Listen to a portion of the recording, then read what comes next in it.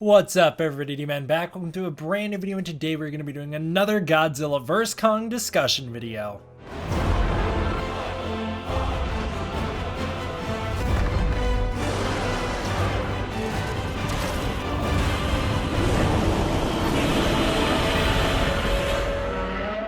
This is part 4, the final part of my Godzilla vs. Kong plot rundown of how I would do Godzilla vs. Kong. Again, you can skip the recap if you want to by using the chapter times down below, but for those of you who are new to the series, I will recap the plot and also the parameters I've set on myself going into this. So the parameters I am working with when writing my version of Godzilla vs. Kong is that it must follow up on the events of the MonsterVerse as a whole. There are no retcons involved. Elements from the comics and novelizations still happen. The oxygen destroyer has gone off and nearly killed Godzilla, and he knows it. He knows who fired it. Godzilla also recognizes Serizawa as the one who saved him. Godzilla's temple's been destroyed, and he has no longer had access to the Hollow Earth. Houston Brooks and Aaron Brooks returned. There is an outpost on Skull Island called Outpost 33. Dr. Chen's line for now at the end of Godzilla King of the Monsters is brought back up. The public now knows about the Titans and Skull Island. Godzilla has been keeping the Titans in check. Titan products have been very valuable on the black market. Seismic disturbances and instability on Skull Island have occurred. New Titans are being drawn to the island, and Monarch is prepping to explore the Hollow Earth. There are rumors of a mechanical Titan in construction. Mothra's egg has been discovered. The public is aware of cave paintings showing Godzilla and Kong fighting. Ghidorah's head has been obtained by Jonah Allen. I'm trying to use as much of the original existing cast as possible, so I'm trying not to add any new characters in or take away any characters from the cast that we've already had. I'm also trying to keep as much as possible from the original story that we know is going to happen, meaning there are minor spoilers in this, but I'm trying to keep everything as close to what we're actually going to see as possible. I'm basically taking what we already know and then writing a story around that. So that is what I've been doing with this series. Now, because this is the last one, I'm going to give a bit more of an extensive recap than I gave previously. So again, if you want to skip it, go ahead. My movie started out on Skull Island during the Mass Awakening. We got to see everything that happened there, where all the skull crawlers rose up. The boneyard on Skull Island was then turned into a Hollow Earth entry point. It was become a massive Hollow Earth vent. The Iwi people were nearly wiped out by the Titans that Godzilla sent onto the island. Monarch had to abandon the island for a full year as a result of the Titan activity. Kong became a brutal hunter after this point. He became very mean and aggressive and started to murder all the Titans that showed up on the island. We cut to a year later, where we caught back up with our characters before an expedition was sent out to Skull Island. We found out that Godzilla has been weakened as a result of not having access to the Hollow Earth and is in need of radiation. The mission to Skull Island goes wrong when a group called Apex ambushes them. The unfinished Mechagodzilla is activated and alerts Godzilla to the island. A firefight breaks out and Godzilla and Kong get into a battle as Godzilla makes it to Skull Island. Godzilla kind of wins the battle, but also it's kind of a stalemate. Neither monster truly wins the first fight. Mechagodzilla is destroyed and a traitorous member of Monarch is captured from Apex. Apex tried to enhance Kong using the DNA of King Ghidorah. Meanwhile, they used another orca to lure Godzilla to China, where they were able to get him to start destroying nuclear power plants. This is how Godzilla gets re-energized after his battle. Eventually, Kong heads off towards Godzilla and they both converge in China. Future or present D-Man tuning in? I don't know, 2 months later D-Man tuning in. There's some adjustments I wanted to add to this part of the story, so I'm going to sprinkle them throughout this video. So there's a fair amount of new additions sprinkled in throughout this that just add a lot more detail and help clear things up. So yes, I will be jumping in every now and then to interject with my previous self. That leads us into Act 3. This is the final portion of my story. Again, as with the other ones, the human elements are a lot less fleshed out than the monster elements. I just don't have as many ideas for what on earth to do with the human characters in this story. At some point, I don't know whether it's going to be explained now with him on screen or explained later when Apex's compound is interacting with Monarch. I'll try not to spoil anything. Alan Jonah leaves Hong Kong right before Godzilla shows up and starts causing trouble. Alan Jonah's gonna evacuate Hong Kong. He's gonna get on out of there. So whether or not we see the actual Jonah Allen, played by Charles Dance, evacuating the base, or we're just told that he left by some other character later on, I don't know. Point is, he was in Hong Kong when the orca was activated to lure Godzilla to Hong Kong, and then he left. Apex's goal here is to have Godzilla target hotspots, so very populated areas, once he gets charged up from nuclear power plants. So they want him to go to nuclear power plants, destroy those. Once he gets all rejuvenated, which he is at this point, they're going to send him to these very populated locations and have him wipe out a whole bunch of humanity. That is their goal. Godzilla starts out Act 3 by fighting the military in Hong Kong. Godzilla goes up against the Super X3, which is a smaller, greener version of the Argo. We are told that the Super X1 is the Japanese defense vehicle, and the Super X2 is the American defense vehicle, meaning the Super X3 is the Chinese version. We see the Super X3 fighting Godzilla. I think that'd be real cool. And it also gives us a Godzilla vs. the military scene in the MonsterVerse, which is something we have not gotten. And I don't know, we haven't gotten a lot of really great kaiju versus the military classic style fights in the MonsterVerse. So I think this could give us one where it's in the city and the military is actually putting up a decent fight. I wouldn't say they're like harming Godzilla or anything, but they're really launching an all-out assault on him, destroy all monsters style. I don't know. They're doing a decent job doing what the military always does in Godzilla movies. Everyone converges in Hong Kong after the Orca is activated by Apex once again. So the way I have the Orca working in this story is it's kind of always active, but sends out two different frequencies. And again, as I mentioned, this is a prototype version that can only target Godzilla. So it sends out two different frequencies. One of them, as we'll find out, has an effect on Godzilla, while the other one can lure him to different places. So one of them gets Godzilla going. I'm trying not to spoil it. I mean, you should figure it out by now, but one of them has an effect on the way Godzilla behaves, while the other one is able to lure Godzilla from place to place, depending on which frequency they send out. Kong is aware of the Orca signal, but he does not respond to it. Anyways, everyone converges in Hong Kong after the Orca is activated again in order to lure both Godzilla and Kong to the city. Kong, of course, is following it because he's looking for Godzilla, and Godzilla's headed towards the Orca. The actual Argo jet is what takes our characters from the Pacific to Hong Kong. Whether that means we get to see the Argo jet crew back, including Sam Coleman and all those guys, I'm not sure. Maybe they could appear here for some fun cameos, but it's entirely up to if they were to be brought back on for this movie. I would assume that they're probably not going to be, so they probably won't need to be on the Argo jet. We could just be told that this is a new crew that cycled out and that the other guys are back at Outpost 54. Who knows? The Monarch boys all head to China, so they're all heading there along with Kong. Again, I don't really know how Kong is going to get there, whether he takes the Hollow Earth or swims. I have decided that King Kong is going to swim in this movie. He's not going to use the Hollow Earth. He is going to swim, and so that is how he's going to head to Hong Kong from Skull Island. Kong swims through the ocean, and I want a cool shot where he makes it to Hong Kong and rises up from the sea, and he's going to look all mean and terrifying, and it's going to kind of emulate some of the imagery we saw with Gyra in War of the Gargantuas. He's going to look very scary and kind of rabid when he comes out of the water. I just think that in the darkness, it could look really intimidating with Kong rising up from the sea like some giant water monster, even though that's definitely not what he is, but you get the idea.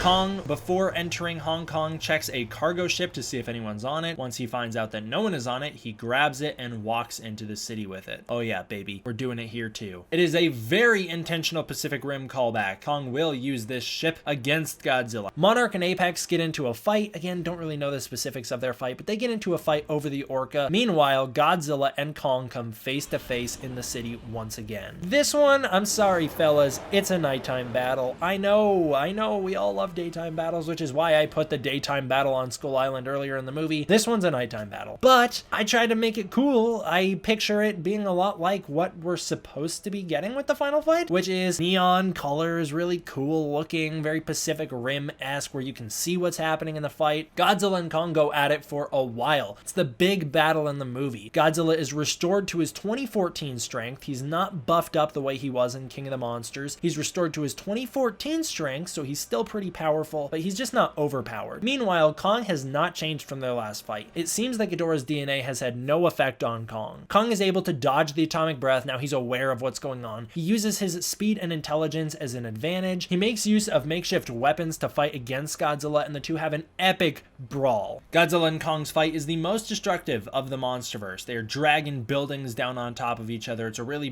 brutal tooth and claw kind of fight, fist to cuffs, you know. It's a brutal fight. Kong's climbing up up on top of buildings to get the high ground. You know, you got some of that classic King Kong imagery of him on top of skyscrapers, although this time he's launching an assault against Godzilla. Godzilla's using his atomic breath to sweep out buildings from under Kong, collapsing them all. Some classic Godzilla imagery. It's clear that Kong punches harder than Godzilla, but it doesn't really matter because Godzilla slashes and bites the hell out of Kong, leaving him super bloody and wounded in this fight. Eventually, during their fight, Kong will get distracted by some civilians who have yet to evacuate the city. Of course, the civilians, I guess, didn't really know to evacuate the city. Godzilla was just destroying power plants. He wasn't destroying any cities. So no one really thought to evacuate the city, and then the Orca was activated and attracted Godzilla there, and they just didn't have enough time to respond to it. Eventually, Kong will get distracted by some civilians, so he goes to save them, and he's too preoccupied attempting to get humanity out of the line of fire that Godzilla gets the upper hand and defeats Kong. Godzilla stomps on his chest and blasts him with the atomic breath. Maybe he just smashes him with his tail a whole bunch. Maybe Kong goes to throw a rock and flips and smacks his head on a rock and passes out under his own accords. Why does Kong knock himself out in the original movie? Question mark. That doesn't actually happen in this version. I don't know. Godzilla wins. That's all I'm saying. Godzilla wins the fight. Monarch then discovers Godzilla's been puppeteered the whole time. They find out exactly what's going on. He was led from power plant to power plant by the Orca, the same way he was led to Skull Island. The Orca is still active, resulting in Godzilla's aggression being amplified, so this explains Godzilla's behavior. This explains why Godzilla was okay crossing that line and destroying the power plants. Of course, he doesn't really want to because, again, he recognizes Serizawa's sacrifice and he realizes what humanity has done for him, but the Orca was like the extra incentive that he needed. So along with the discovery of Mechagodzilla, it was like on top of that, the Orca gave him the okay. It was like, yes, you see Mechagodzilla, you've been presented with your evidence. Now the Orca is the final push to get Godzilla to do what he's been doing. And that is why Godzilla can walk the line between kind of a bad guy in the second half of this movie. Or I guess really most of his screen time in this movie, he is a bad guy. But Monarch discovers what's going on, probably Mark Russell, to be more specific, discovers what's going on. And so they try and stop that, obviously. Monarch, or Mark Russell, destroys the Orca. Godzilla goes back to normal though. He cools down. So after this, Godzilla is haunted by the spirits of Serizawa. Once the Orca goes off, Godzilla has a hallucination, kind of like a trippy sequence, where he has a flashback to the key to coexistence scene. He watches Serizawa sacrifice himself, so he gets that human connection again. He truly realizes that he is the key to coexistence here. Maybe we could get some new footage with Ken Watanabe shot. I don't know. I just want Serizawa to be seen in this movie, his impact to be felt, and Godzilla to feel it on a personal level. You could also get some weird flashes of Mothra throughout this sequence because she's very spiritual and has a lot of influence over Godzilla as well. That could be really interesting. So right before the Orca is about to wear off, Godzilla's ready to do this really awesome finisher on Kong. I'm not sure what it is. You know, you can make it up in the comments if you want. Whatever you want. I don't know. But it involves Godzilla's atomic breath somehow. I have no idea. Godzilla's ready to do some crazy finisher. He's all charged up, ready to go. The Orca turns off. Then he has his Spirits of Serizawa flashback and he kind of cools himself down so he doesn't kill Kong. He realizes that he's about to though, and he powers down. He drops Kong to the ground, kicks him over, pops one foot up on his chest, steps down real hard, roars once again, and declares himself the king of the monsters. So he defends that title and he hangs on to it. Godzilla is still unwilling to kill Kong though, because he realizes once again that Kong is needed to maintain the Hollow Earth. We can have a line with Dr. Chen and Dr. Ling where they realize Godzilla won't kill Kong because he wants Kong to watch Skull Island. There we can have it in the movie, someone explaining to us why that is the case. And I want this sequence to kind of be like Age of Ultron a little bit, where the Hulk realizes the destruction he's causing. Godzilla's going to have this moment where he's going to look around at all the people on the ground, these dead bodies. He's going to see the destruction all around him, and he's going to realize that he has kind of become a villain, and this is just where Godzilla's going to be a little disoriented. He's going to try and cool himself down. He's just having to deal with everything that he's just done. He starts to walk away from Kong. You know, it's over. It's done. The fight's over. Godzilla wins. Kong's laying there on the ground unconscious, inside of a collapsed building, whatever. Kong's knocked out. He's knocked out cold. Godzilla's walking away. The victor of the fight, but kind of the emotional loser. It seems like everything's over now. Godzilla's calmed down now, and it seems like a Monarch victory. So there you go. You got your definitive answer. King Kong gets distracted trying to help some humans, and Godzilla beats him because of it. And that's how the fight ends until, oh, you knew it was coming.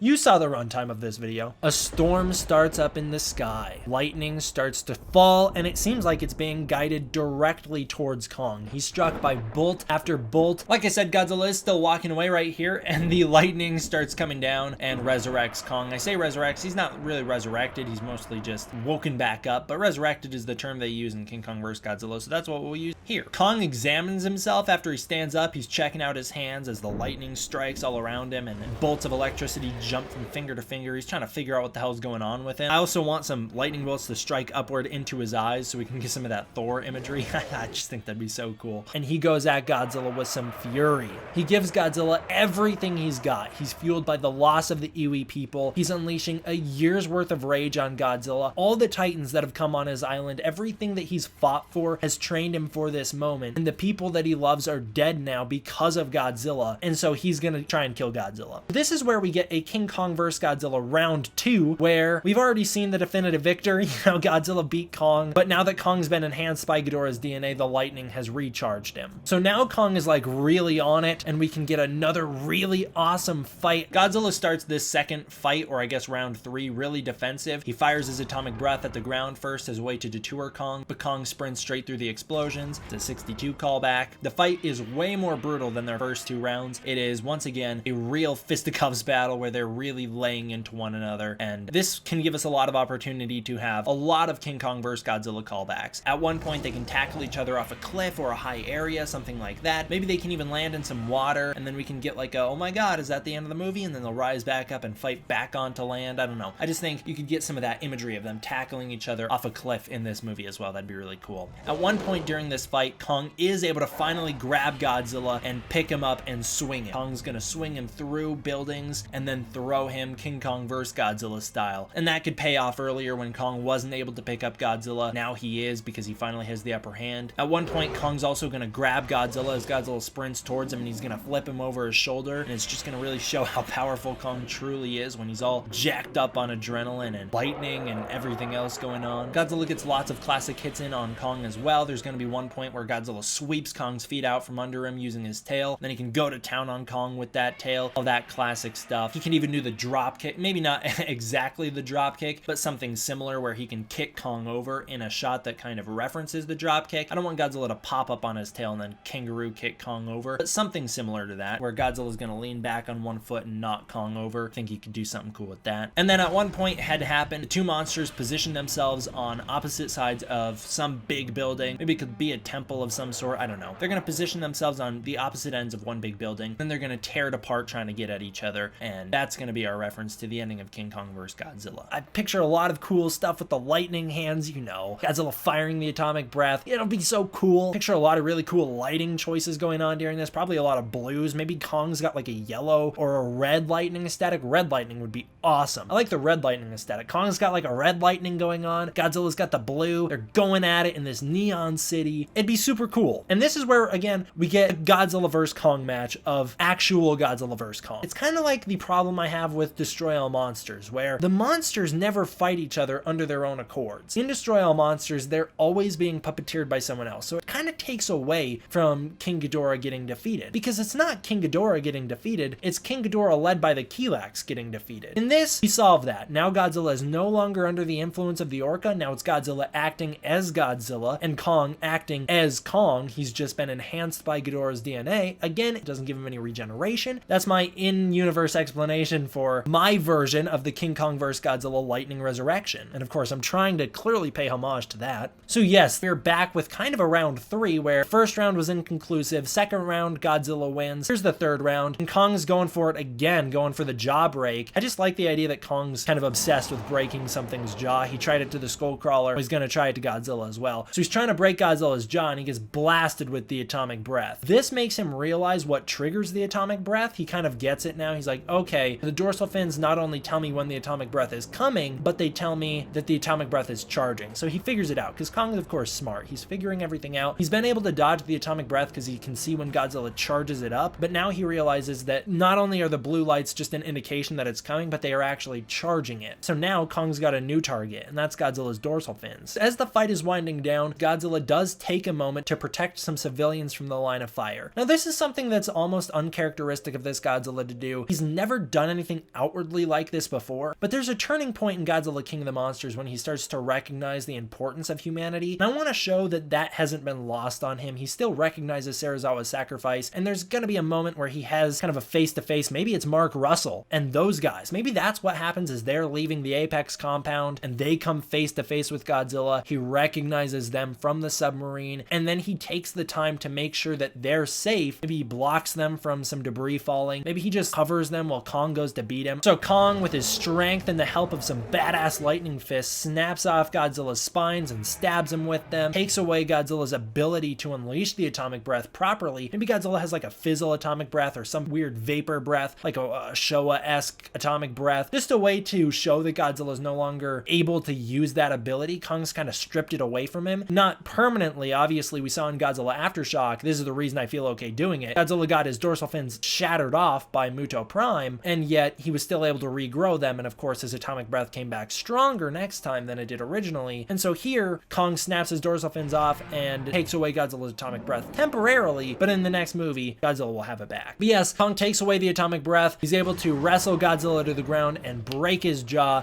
He doesn't kill him with the jaw break. That's not like a T-Rex final blow. He just snaps his jaw. Godzilla can heal the jaw. He's obviously got increased regeneration, so it's only a temporary problem for Godzilla. I try to make sure that any damage done to the characters could be undone, which is why Kong doesn't really get too much damage done to him. And Godzilla, you can just regenerate, so you can do a little bit more damage to Godzilla and get away with it. I mean, in the Showa era, they burned off one of his hands, so you can do a little bit more with Godzilla than you can with Kong. So yeah, Godzilla is wrestled to the ground, he gets his jaw broken, and Kong claims victory. This is basically my way of having my cake and eating it too. Godzilla defeats Kong, hands down. Godzilla is the victor of their first fight. Sure, Kong does get distracted, but overall, Godzilla is presented as stronger in the final battle, in the first half of the final battle, that is. He's presented as stronger. Kong's using his speed to his advantage and his intelligence, but Godzilla can just tank more, and he's just more powerful. So Kong loses the fight because of that. If the fight were to keep going, Kong would have lost eventually anyways. I want to make that clear. And that's my way of having it so that the fans of Godzilla can get their victory. But at the same time, we can have Kong enhanced by Ghidorah's DNA and revived by the lightning, kind of like the original. And now Kong can also get a victory. So you can have the debates all you want. Well, Kong only won because he was enhanced. Whatever. He still gets the final victory. But yeah, Kong defeats Godzilla. He does want to kill him, and he's going to kill him. But he doesn't, because as the fight is winding down, he notices Godzilla does take a moment to protect some civilians from the line of fire. In addition to saving Mark and the gang, Godzilla's also gonna stop Kong from accidentally killing the last of the Iwi people. I know in previous videos I had said that Godzilla wiped out the last of the Iwi people. I will do a part 5 to this video, which will be a retrospective where I'm gonna go through and fine-tune and tweak some things that I wasn't exactly happy with in these pitch videos. That's gonna be kind of like an optional viewing. If you really want to check out the fine-tuning that I'm gonna make, you can check out part 5. If not, you can skip it. It's up to you. But yeah, some of the Iwi did make it out. They did get on the Monarch vehicles, and they did leave the island. So there are still Iwi people left. I felt real bad about killing them all off, so I didn't kill them all off. Some of them survived. It's gonna be the inverse of what we saw earlier. This time, Godzilla doesn't get distracted like Kong did, but he chooses to stop fighting Kong in order to defend humanity. I guess you could say Kong did the same, although Godzilla's gonna be doing it much more intentionally, whereas Kong's gonna kind of be saving humanity in the heat of the moment, which is gonna make him lose the fight. Godzilla's gonna be deliberately going out of his way to save these people. So yeah, Godzilla defends the last of the Iwi people from Kong. They came off the Argo, so they flew into Hong Kong as well, and they were trying to make contact with Kong in order to calm him down, and it works. So Kong sees that Godzilla has saved the Iwi people. He realizes that they're the Iwi, but he only realizes this after he goes in to do his finisher on Godzilla. So what's gonna happen is, the reason Godzilla's gonna be so vulnerable at the end, the reason Godzilla's gonna be susceptible to the attack where Kong climbs up on his back, destroys those dorsal fins, breaks his jaw, is because Godzilla will be trying to steer Kong away from the Iwi people, and then with Godzilla's broken jaw, Godzilla's still going to do some sort of act to defend the Iwi people. And it's going to be that final act where they are defended by Godzilla before he collapses on the ground, where Kong is going to really get it, and then he'll calm down, and it'll work. Kong notices that Godzilla takes a moment to protect humanity, and then Kong realizes that he himself has become the problem. He notices that Godzilla is now acting on his own. Kong can feel that the Orca effects have worn off. He can tell that that's no longer influencing anything, and he notices that Godzilla has a similar instinct to protect life the same way he does. So rather than killing Godzilla, he simply claims the victory. As Kong roars after defeating Godzilla, there's gonna be some character, I don't know who's gonna make the reference to Kong as King Kong. He's gonna finally earn that title. They're gonna say, hey, it's King Kong or whatever. And Dr. Chen or Dr. Ling, or maybe both, maybe you could have them talk in unison, kind of like a Showa era thing, will mention that they are both kings. It is not just King Kong and Godzilla, it's King Kong and Godzilla, King of the Monsters. Now we have King Kong in the Monsterverse. Godzilla can still be the king of the monsters. Kong has chosen not to take that title. Kong will be the king of Skull Island. But Kong has now claimed his place as king as well, right alongside of him. Godzilla is king of the earth. Kong is the king of the Hollow Earth. Kong is now now King Kong, and he swims back out to Skull Island to preserve any life that he possibly can. Kong is, again, the good guy of the story. In the ending, he's gonna kind of almost cross that line until he realizes what's happening, and then he can cool himself down, and he kind of learns to respect Godzilla in the end. And I think Godzilla would have learned to respect Kong as well, but there you go. Kong saved the day, I guess. I mean, it was kind of Mark Russell. Whoever turned off the orcas, the true victor here, because they cooled Godzilla back down. But Kong has fought Godzilla, we've had that, and now they've both gone their separate ways. Godzilla returns to sea, he heads into the Hollow Earth entry point that he himself opened up. Now he can regenerate for the next movie. I would do one final movie after this. I'd call it Destroy All Monsters. There would be one more movie to come, but that's where I'd end it. I'd end it here. Godzilla and Kong go their separate ways. The final shot of my movie would probably be King Kong swimming back to Skull Island as a way to pay tribute to the original 1962 King Kong vs. Godzilla. Then, during the mid-credits, oh, we have to, right? I said I wanted one more sequel afterward, so I have to talk about what I would do for the credits setup. I tried to tie up every single loose end of the MonsterVerse up to this point. Now I'm just creating two more, because I have a mid-credits and a post-credits. The mid-credits, I brought it up for a reason. At the start, in all the videos, Mothra's egg in China. Dr. Chen and Dr. Ling are both present, as well as the infant twins, and Madison Russell is there, and they watch as Mothra's egg hatches, and a new Mothra larva comes out. In post-credits, Jonah Allen, the actual Jonah Allen, he's in this. He's played by Charles Dance, at least for this scene. He arrives at an Apex outpost. I don't know where. I kind of picture it in like Siberia or somewhere cold, and it's revealed that a giant zombie almost looking Ghidorah is slowly being revived. He's regenerating with the use of electricity. They're firing lightning bolts into him. I don't know how. Maybe they have big Tesla coils. Maybe they got masers. I don't know. They're firing lightning bolts into Ghidorah. He's sparking. It's all electricity. He's got these chains around him. It's the imagery that was described to us, except that Ghidorah is not regenerated. It's just parts of Ghidorah. So maybe he's only got down to his torso, and then there's nothing underneath, and he's chained up. And it's like this really medieval Frankenstein-esque imagery, very horror-esque, and he's being revived and slowly regenerating, and it's showing that Ghidorah will come back in the next movie, and so he's slowly regenerating. I just like the idea that the final imagery here is not only did they use Ghidorah's DNA to revive Kong, which closes that storyline. Now we go, okay, now we know what they did with the Ghidorah head. But then this reopens the door and goes, that's not all they did with Ghidorah's head. They are reviving him. And that is my post-credits. So there you go. There's my finale to Godzilla vs. Kong. That's how I would do the finale given everything we've got so far. I don't know. What do you think?